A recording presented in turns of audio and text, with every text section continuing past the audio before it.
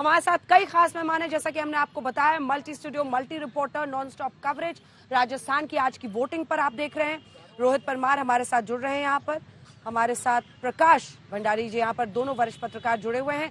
दोनों से चर्चा करेंगे। तमाम सहयोगी अलग अलग जगहों पर, आइए आपको दिखा देते हैं। अभी तक 11 बजे तक की वोटिंग के जो आंकड़े आए हैं उसमें 20 से लेकर 25-26% अलवर में आप देख रहे हैं 26% वोटिंग हुई है। तस्वीरें हम दूसरी तरफ आपको दिखा रहे हैं तमाम दिग्गज नेताओं की, जिसमें वसुंधरा राजे, अर्जुन राम मेघवाल, अशोक गहलोत, सचिन पायलट, सभी ने अपना अपना वोट डाला है। लेकिन वोटिंग प्रतिशत को आप देखिए, अलवर में 26% है, वहीं इस कैटेगरी में जयपुर में 21% है। जो शहर है, शहरी इलाकों में हमेशा वोटरों की उदासीनता की बात होती है। गजेंद्र सिंह शेखावत को देखिए, जोधपुर से सांसद हैं और उन्होंने भी अपना वोट डाला है। ये जयपुर वालों को थोड़ी मेहनत करनी होगी।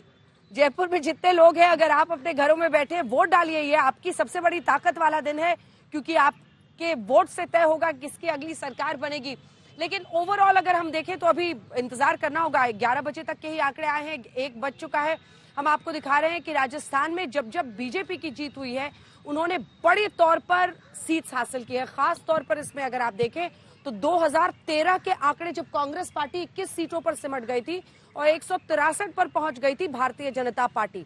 पिछले चुनाव पर आइए, 2018 जब कांग्रेस को मिल जाती है 100 की 100, मतलब जैसा ऐसा लगा जैसे गहलोत ने बस सेंचुरी मारी 100 और सरकार उनकी बनी, और इधर बीजेपी सिमट गई थी 63 पर। वहीं इस बार बाजी किसकी तरफ जा रहा है? क्या चुनाव फंसा हुआ है, यानी नेक टू नेक है, या फिर किसी एक को जबरदस्त एज है?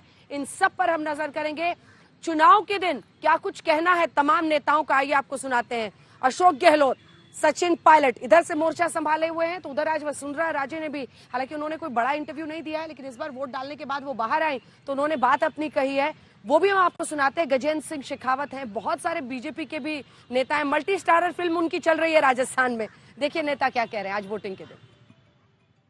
तो आपको लगता है अगर साथ कहीं दिखाई देते कैंपेन में तो उसका एक मैसेज अलग जाता, इसका नुकसान कहीं हो सकता है? साथ गए हम लोग, राहुल गांधी जी की मीटिंग में साथ गए, प्रियंका जी की मीटिंग में गए थे। बाकी कैंपेन तो हर चुनाव के अंदर ऐसे ही होता है, जहाँ जहाँ डिमांड आती है वहीं तो जाएगा आदमी, तो वो तो अपने अपने तरीके से कैंपेन किए। तो बड़े नेताओं के साथ जरूर दिखाई दिए।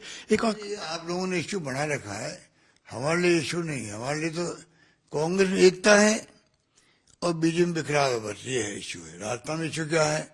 बीजेपी के अंदर पहली बार इतना बिखराव देखने को मिल रहा है। आखिरी सवाल, अगर सत्ता में आती है कांग्रेस तो आप ही मुख्यमंत्री होंगे?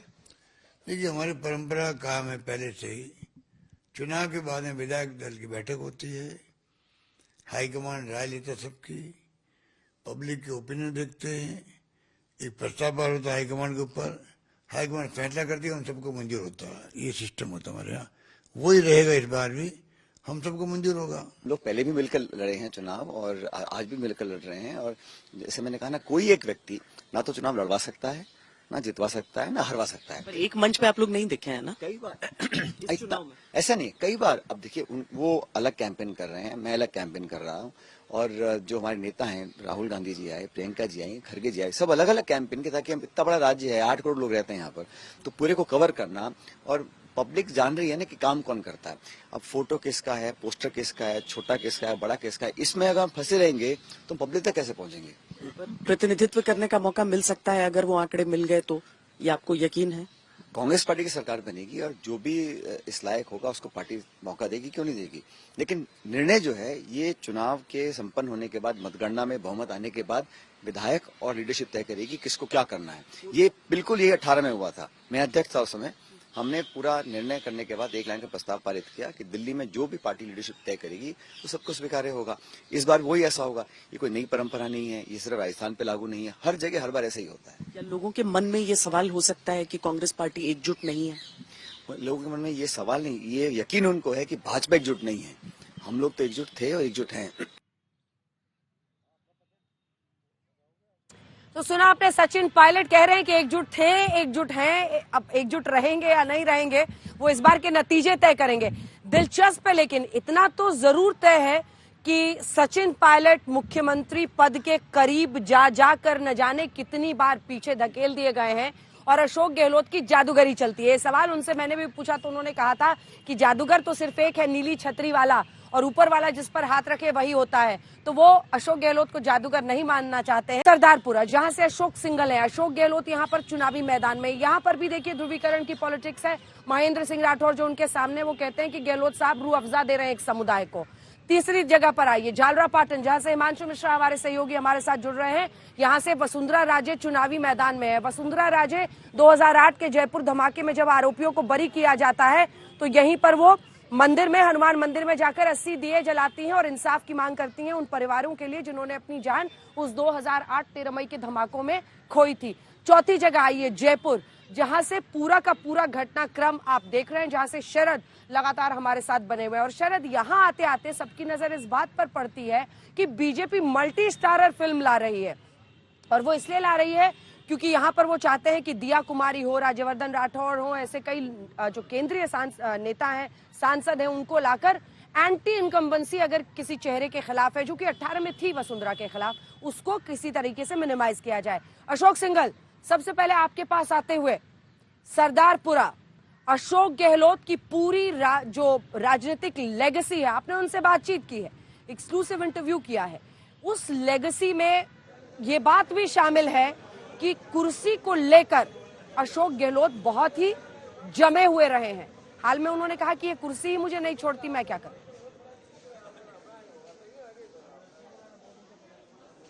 बिल्कुल सही बात है अंजना। पिछली बार भी ऐसे हुआ था जब सचिन पायलट की लीडरशिप में चुनाव लड़ा गया था, स्टेट प्रेसिडेंट थे और लगभग तय था कि मुख्यमंत्री वो बनेंगे, लेकिन अशोक गहलोत अचानक आते हैं और क्योंकि राहुल गांधी के बहुत नजदीक थे, संगठन महामंत्री थे दिल्ली में, गुजरात में अच्छी परफॉर्मेंस दिला के, सरकार तो नहीं बना पाए थे लेकिन अच्छी परफॉर्मेंस दिलवाई थी उन्होंने कांग्रेस की।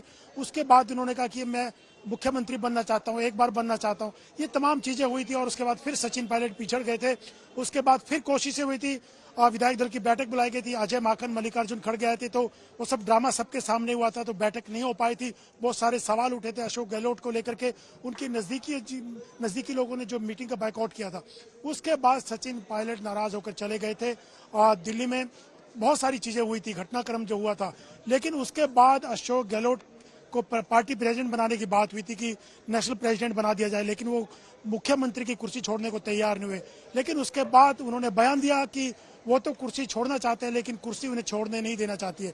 तो चुनाव से ठीक पहले और चुनाव के दौरान भी ऐसे बयान आना उनका, कहीं ना कहीं उनको लगता है कि अगर एक बार फिर कांग्रेस की सत्ता मिलती है, सत्ता आती है राजस्थान में, बहुमत आता आएगा या नहीं आएगा वो तो आज के बाद पता चलेगा 3 दिसंबर को।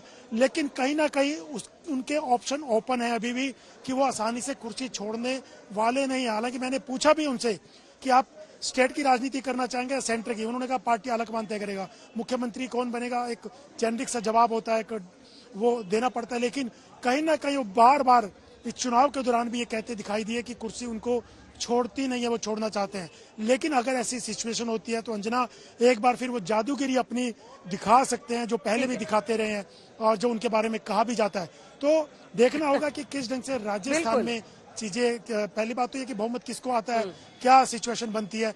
लेकिन सचिन पायलट को आसानी से वो इस कुर्सी तक पहुंचने नहीं देना चाहते, ऐसी स्थितियां लगती हैं अशोक गहलोत के पूरे बयानों को लेकर के।